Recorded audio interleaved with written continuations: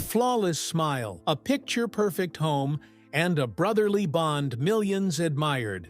So what went wrong behind the drywall and designer finishes? Drew Scott seemed to have it all, until one moment shifted everything. Stay with us, because what unfolded off-camera may leave you stunned.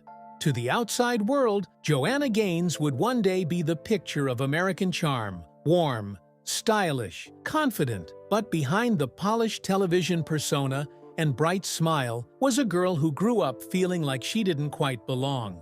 Long before Fixer Upper and the Magnolia Empire, Joanna's life began in a very different setting, one that left lasting emotional marks and shaped the foundation of her later success. Born in Wichita, Kansas, on April 19, 1978, Joanna Gaines née Stevens was raised in a multicultural home by a Korean mother and a Lebanese-German father. Her family eventually settled in Texas, but by then, the damage of constant relocation and cultural displacement had already begun. She attended elementary school in a town where diversity was minimal, and the small number of Asian American children, including Joanna herself, became targets for teasing, bullying, and outright racism.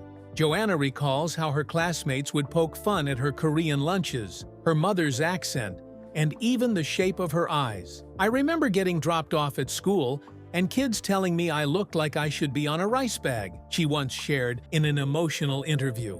Those words weren't just cruel. They burrowed deep into Joanna's developing sense of self. She began wishing she could disappear, or better yet, transform into someone else entirely. Her solution: hide the parts of her that made her different. It wasn't unusual for Joanna to intentionally leave her lunch untouched, just to avoid judgment. She kept her head down and rarely invited friends over, fearing they'd mock the customs and language that filled her home.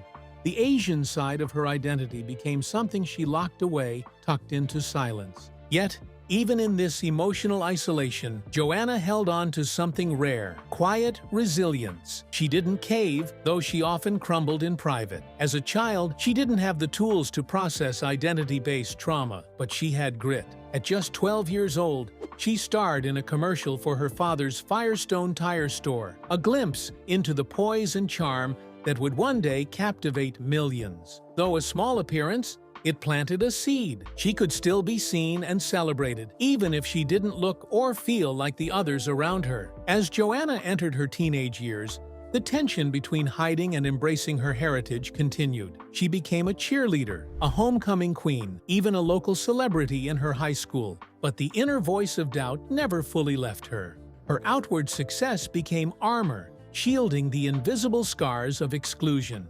She once described it as living half alive, constantly editing herself to fit into a narrative that wasn't hers. Everything began to shift after college when Joanna took a trip to New York. Walking through Koreatown, she saw people who looked like her, unapologetically living their culture. For the first time, she didn't feel out of place. That brief moment cracked something open in her. She called her mother shortly after and, through tears, apologized for years of hiding their shared identity. This reconciliation wasn't just emotional, it was transformational. It laid the groundwork for Joanna's authentic presence in her work, where she often highlights personal stories, warmth, and cultural appreciation through design. But that sense of self-acceptance took decades to fully build. Joanna would go on to become a beloved television star, but behind every room makeover was a woman who had spent years trying to remodel herself. But how does someone with no formal training turn personal pain into a world-changing career? Come with us to explore the unlikely rise of Joanna.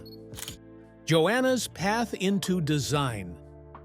After overcoming the emotional scars of childhood, Joanna Gaines began a new chapter filled with questions about her future. She attended Baylor University in Waco, Texas, where she majored in communications. At the time, she envisioned a traditional career path, perhaps in journalism or media. Her interest led her to intern with CBS News in New York for the show 48 Hours. It seemed like a straight line to a predictable profession, but life had other plans. While at Baylor, Joanna didn't study design, architecture, or business. There were no blueprints, no mentors guiding her toward home renovation. What she did have was curiosity, a good eye, and an instinct for aesthetics. These qualities, though less formal, became the pillars of her future empire. In her spare time, she started experimenting. Her college apartment became a canvas where she tried out different arrangements, repurposed old furniture, and played with textures and colors. Friends began to take notice. People would ask for advice, and Joanna often found herself more excited to talk about interiors than any of her communication classes. After graduation, she took a job at a local boutique as a buyer. It might have seemed unrelated to interior design, but it played a vital role in sharpening her creative instincts. The job taught her how to identify what people wanted before they even knew they wanted it. She learned how to tell a story through objects, how to combine personality with function. Surrounded by beautiful textures and unique finds, her sense of visual balance quietly matured. The turning point came when she met Chip Gaines. Theirs was an unusual match, but an effective one. Chip had the energy, boldness, and experience in flipping houses. Joanna had the taste, restraint, and eye for detail. Chip pushed Joanna to take more risks. He believed in her talent even before she fully did. When she doubted herself, he'd say, "Let's just try it." That sentence became their motto. Together, they created something bigger than either could have done alone. Their first venture together was the original Magnolia Market, a small retail shop that sold curated home goods. Joanna poured her soul into it, sourcing vintage find, arranging displays by hand, and working late hours while also raising a growing family. Without a degree in business or marketing, she relied on her intuition. She learned how to create emotional connections between a product and a buyer. It wasn't about selling items, it was about creating stories people wanted to bring home. Joanna began writing a blog, partly as a creative outlet, partly to reach a wider audience. She shared design ideas, small space hacks, and glimpses into her life. Her voice was honest, approachable, and sincere. The blog gained traction, attracting readers who felt like they were learning from a friend. She never claimed to be an expert. She just shared what she loved and what she had learned along the way. Ironically, the fact that she had no formal training became one of her biggest strengths. She wasn't confined by rules or textbook theories. She trusted her instincts, and that gave her designs a fresh, deeply personal feel. Clients appreciated that she listened, adjusted, and worked with real-world constraints. Her designs felt lived in, not showroom stiff. People often ask how she made it without a background in design. The answer lies in her story. Joanna built her career not from titles or credentials, but from experience, trust, and heart. She learned by doing, by failing, by experimenting. She was a student of her surroundings and a teacher to herself. But how does love play into a legacy? And what happens when business, family, and faith all collide? Stay with us to know. The origin of a power couple. Before they became America's favorite couple on television, Joanna and Chip Gaines were simply two individuals with very different strengths. Joanna was introverted, thoughtful, and driven by creative instincts. Chip, on the other hand, was outgoing, spontaneous, and brimming with ambition. On paper, they seemed like opposites, but together, they would create one of the most successful design empires the modern world has seen. Their paths first crossed in a way that feels almost scripted. Chip had seen Joanna years earlier in a commercial for her father's tire shop, which aired on local Texas television. That short clip left an impression on him. When they eventually met in person, he recognized her instantly and was intrigued. Chip's charisma and energy won Joanna over, and the two quickly discovered that their values aligned. Faith, family, and hard work were at the center of both their lives. They began dating, and within a few years, they were married in 2003. Instead of settling into a conventional lifestyle, the newlyweds made a bold decision. They wanted to work together to build something lasting and meaningful. Joanna had a deep appreciation for vintage pieces and the warmth of lived-in spaces. Chip had a knack for renovation, flipping houses with the vision of bringing the old back to life.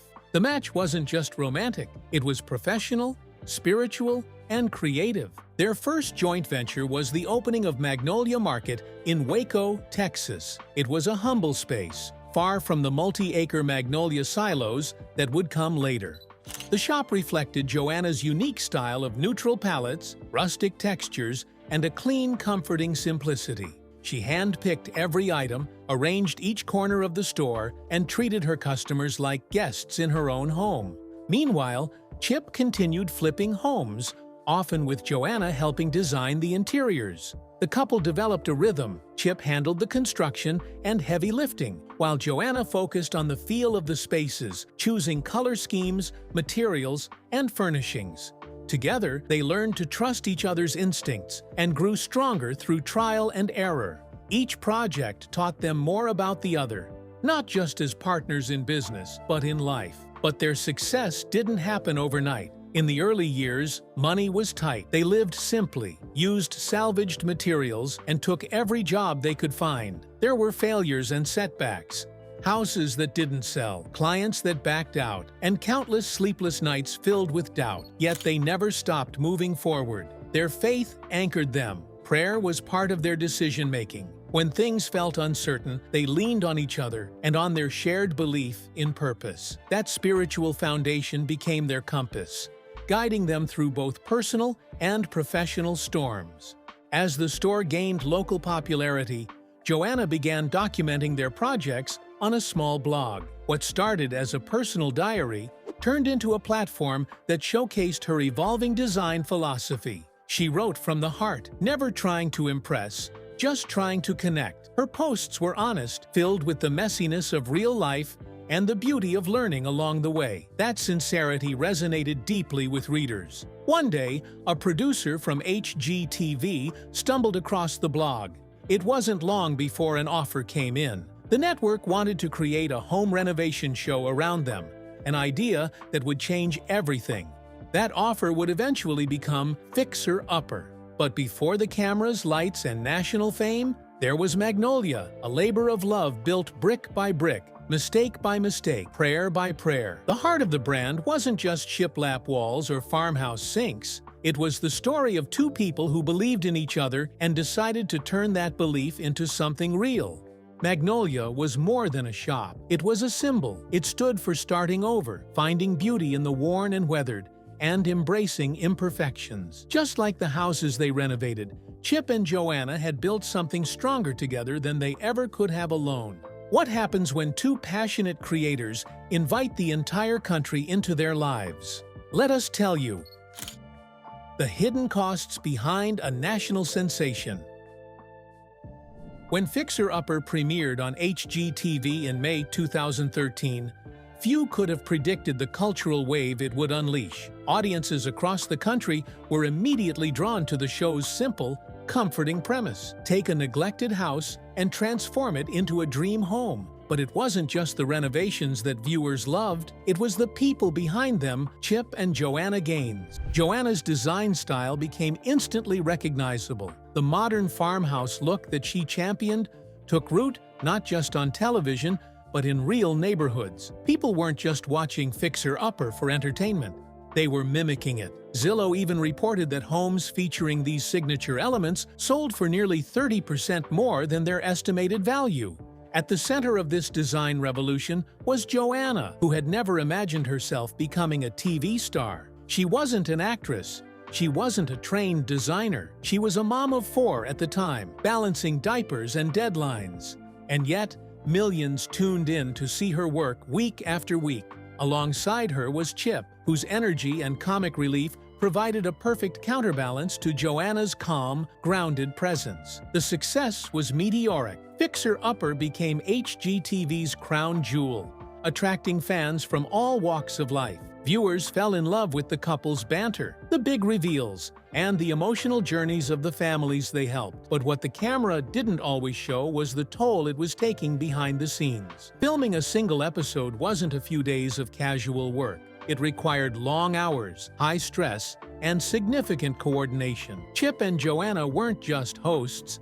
They were leading a full renovation crew, managing real client expectations, and filming television content all at once. Each home renovation took roughly 8 weeks, and the pressure to deliver results that looked stunning on screen and satisfied homeowners in real life was constant. There were challenges during every phase: budget overruns, unexpected structural damage, rushed timelines, and tight shooting schedules kept them on their toes. Joanna often worked through the night preparing furniture and decor before a final reveal, only to do it all again the following week. And while their chemistry looked effortless on television, it was sometimes stretched thin under the weight of production demands. Outside the logistical stress, there were emotional consequences as well.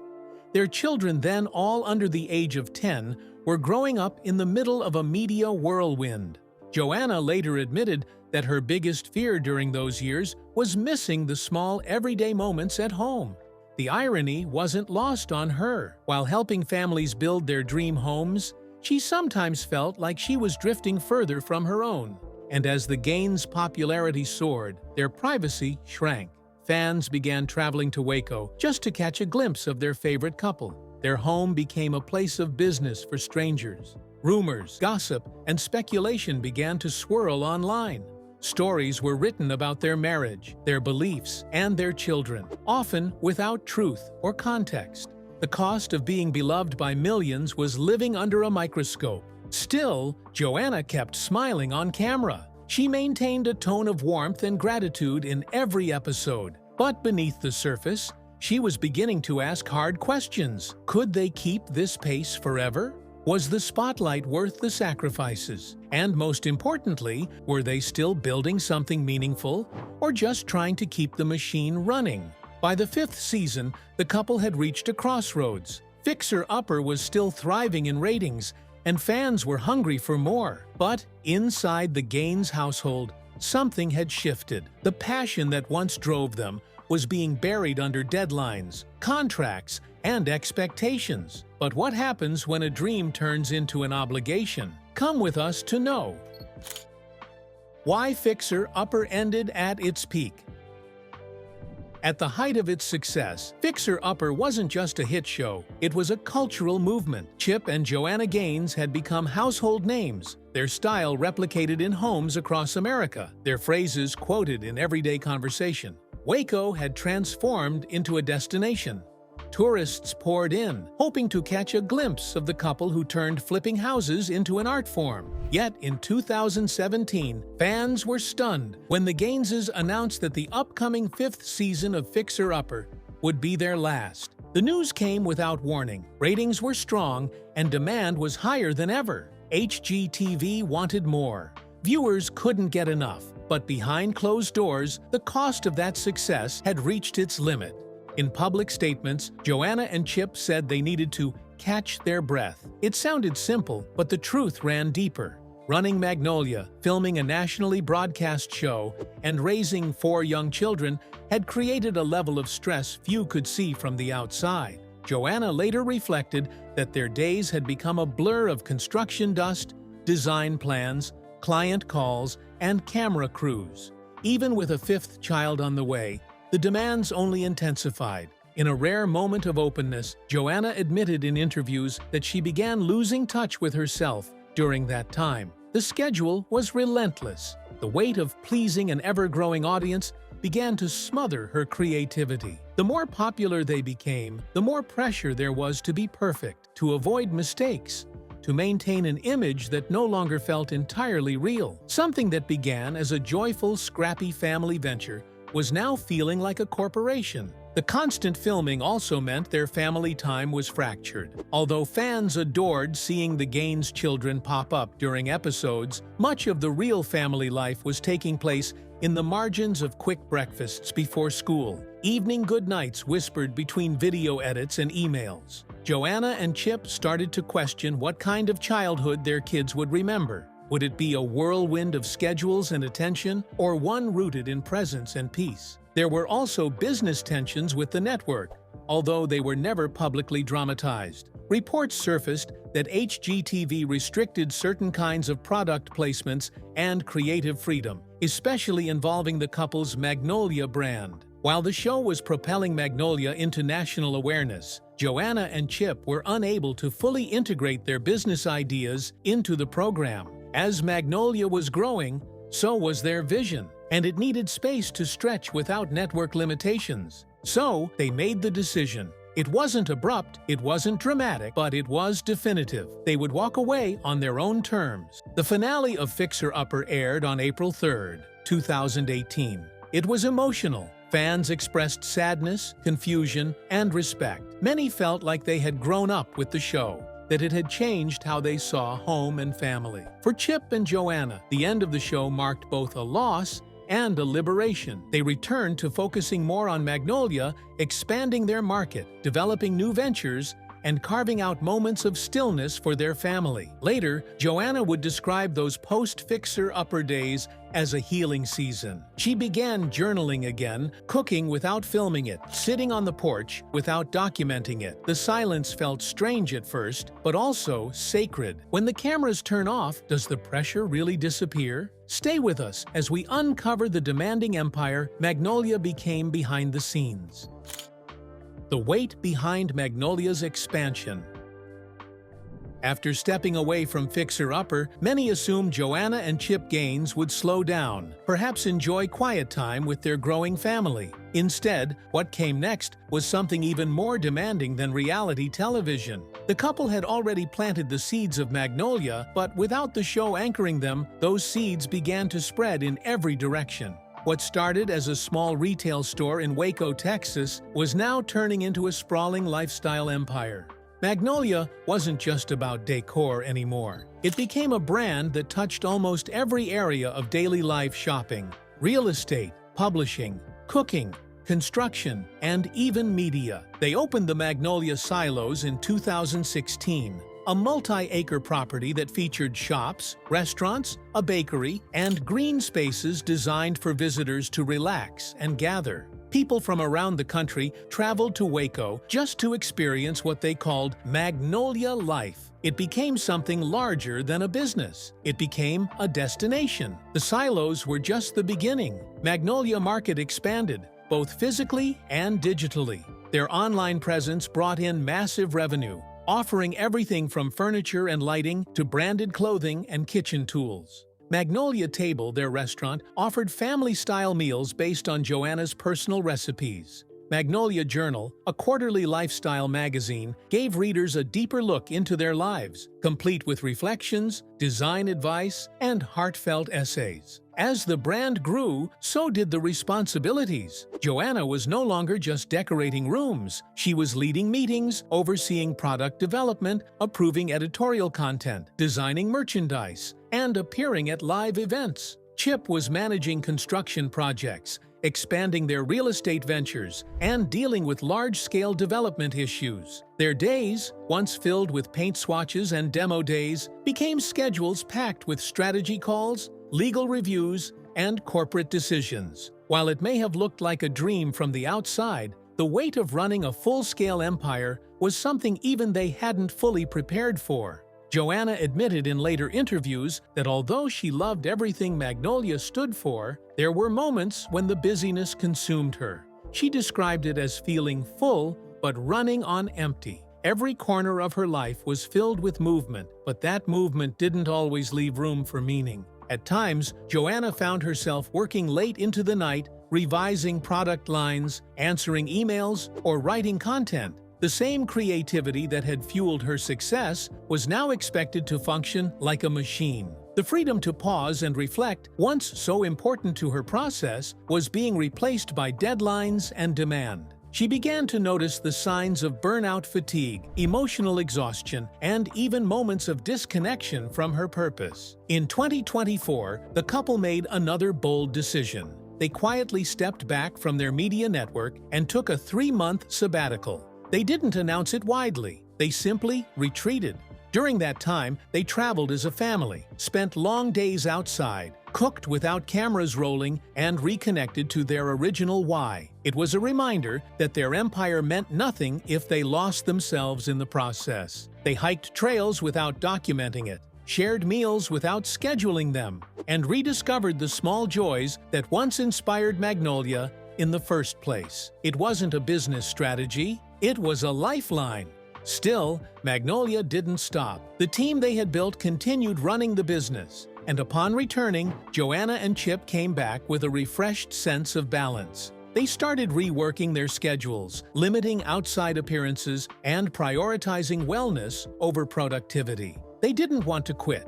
They just wanted to do it differently, more intentionally, more humanely, and in line with the lives they truly wanted to live. Even with those adjustments, the weight of their success remains. Magnolia continues to grow, touching everything from streaming shows to hospitality to design education. Joanna continues to innovate, but she does so now with more caution, aware of what can be lost when growth goes unchecked. Can someone truly reclaim themselves once the world has claimed their image? The hidden costs of living a dream. By the time Joanna Gaines reached her mid-40s, she had built a life that seemed almost untouchable. She was a successful entrepreneur, a best-selling author, a mother of 5, and one of the most influential voices in home design and lifestyle branding. But behind the carefully curated magazine spreads, the beautiful Instagram posts, and the Magnolia magic, something quieter and more complicated was unfolding. Joanna began to realize that the persona the world had come to admire wasn't the whole story. In fact, it wasn't even the full version of herself. In her 2022 memoir, The Stories We Tell, she opened up about what life looked like after the cameras stopped rolling and the applause faded. The book was not about decorating. It was about identity, doubt, and the silent weight of living a public life that often required hiding the private struggle. She wrote honestly about feeling overwhelmed, even lost. Turning 40, she admitted, had forced her to reflect on what she had been building all those years. Yes, she had achieved her dreams, but somewhere in the process, she began losing sight of who she was outside of the brand. Her days had become so full of doing, achieving, and producing that she forgot what stillness felt like. Behind the warmth and gratitude, Joanna battled something many people never saw. There were sleepless nights filled with anxiety. There were mornings when she woke up exhausted but kept moving because the world expected her to. She described it not as sadness, but as emptiness. She felt herself drifting through tasks with no room to breathe. For someone who once thrived on quiet creativity, the endless demands of fame and empire had started to silence her inner voice. The perfection she projected wasn't a lie, but it wasn't the whole truth either. She struggled with the pressure to remain inspiring, the fear of disappointing fans, and the unspoken guilt that came from saying no. There was also backlash. As public figures, Joanna and Chip were often targeted online. They faced criticism for their personal beliefs, their choice of clients, and even for being perceived as too perfect. When they featured a same-sex couple on a show in 2025, the reaction from some conservative circles was harsh. At the same time, others accused them of trying too hard to please everyone. In trying to stay neutral, they often ended up feeling cornered by expectations on all sides. Joanna also faced internal conflict about identity. After decades of pushing down her Korean heritage in childhood, she had begun embracing it more openly in adulthood. But even then, she feared being seen as inauthentic or performative. Sharing personal pain in a public forum came with risks, and she knew it. Still, she pressed forward, hoping that honesty might liberate someone else, even if it didn't fully free her. Despite all this, Joanna never stopped creating. She kept writing, she kept designing, but she began doing it more slowly, with more intention. She no longer felt the need to fill every corner of her calendar. She focused on deeper connections instead of wider reach. She started saying no more often and stopped apologizing for needing rest. Today, Joanna's legacy is enormous, but it is not without complexity. Her story is about more than success. It is about balance, loss, sacrifice, and rediscovery. It is a reminder that living your dream can come at a cost if you forget to bring yourself along with it. She remains a role model, not because she is flawless, but because she finally allowed the world to see that she isn't. Her influence continues, not just through homes and books, but through quiet courage, the kind that tells the truth, even when it's uncomfortable. What part of Joanna's journey moved you the most? Share your thoughts in the comments below. Thanks for watching.